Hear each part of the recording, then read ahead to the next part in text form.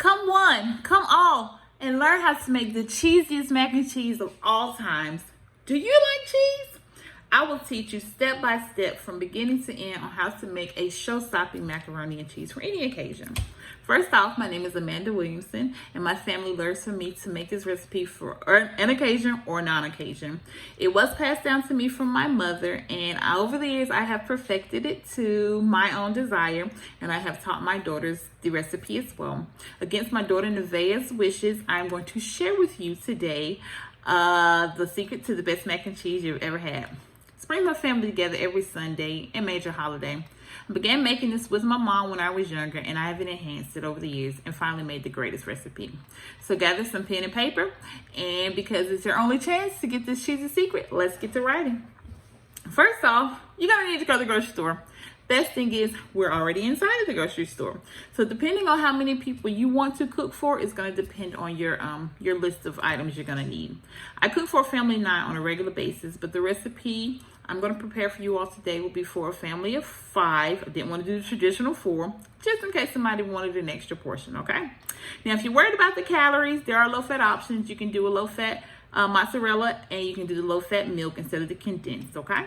You can check the labels, of course, if you're looking for any sugars that you don't want to use. You can always do substitutions. I promise it does not affect the flavor of the macaroni. All right, so let's start with the grocery list. You gotta have that. First, you need to buy 2 boxes of 1-pound elbow noodles. The brand does not matter. They all taste the same. You need a jar of the Ragu cheese sauce. You're gonna need 3 bags of sharp cheddar and 3 bags of mozzarella, okay?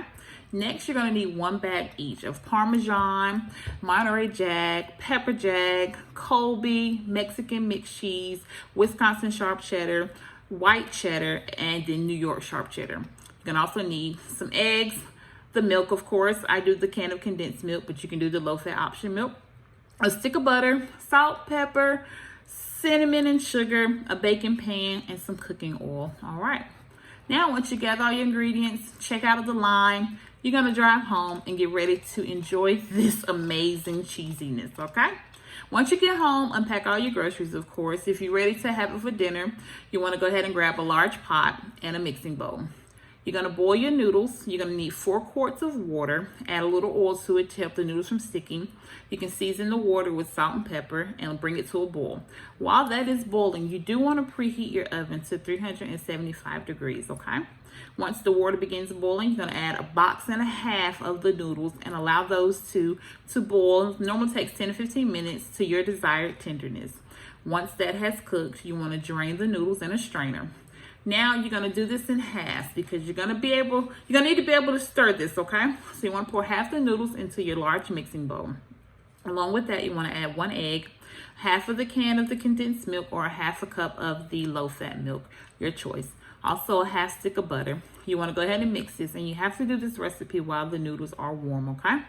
Now you're going to do a whole bag of cheddar cheese and a whole bag of mozzarella cheese.